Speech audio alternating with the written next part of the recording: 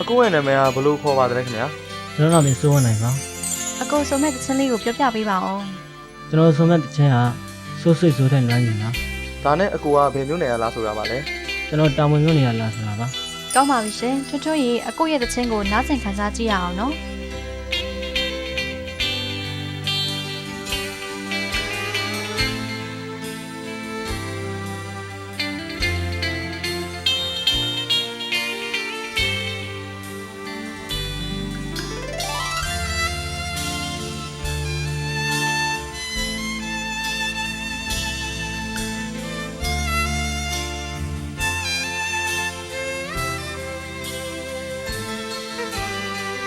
မင်္ဂလေးနဲ့စကားပြောဖြစ်တဲ့အချိန်ခါရတာအော်ထူးဆန်းတဲ့ရင်ခုန်လမ်းတွေခံစားနေစားတဲ့ခဏကိုနှစ်ချိုင်မိပါတယ်ဒူဘဝကိုအမိုးလုံးသူရှင်မင်္ဂလေးနဲ့တို့ရဲ့ကြားကခင်မမှုစီအော်တို့ရှိသောကိုဝင်လာခြင်းနဲ့ကြုံစဲတဲ့ဘဝမှာအားနေတဲ့တွင်နဲ့ပြောစေပါနှုတ်ဆက်လို့နေတဲ့ဘယ်ပဲမင်္ဂလေးကိုကိုယ်စိတ်ဆိုးထိတ်တဲ့မှာကိုမျက်နှာရဲ့အချင်းလေးများကိုတန်တင်နေမှာပါဒါကိုသိစိတ်တွေးငါမရှိရလေ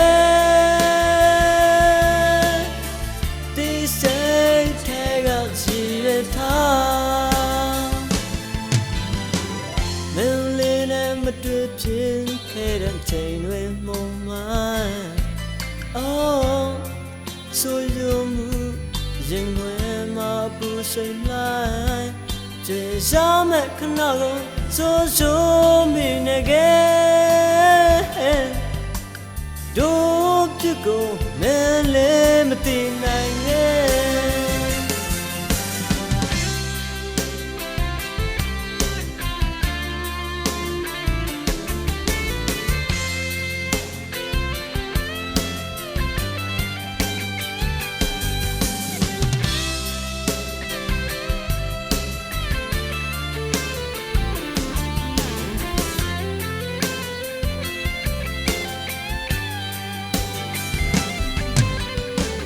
မင်္ဂလေးနဲ့စကားပြော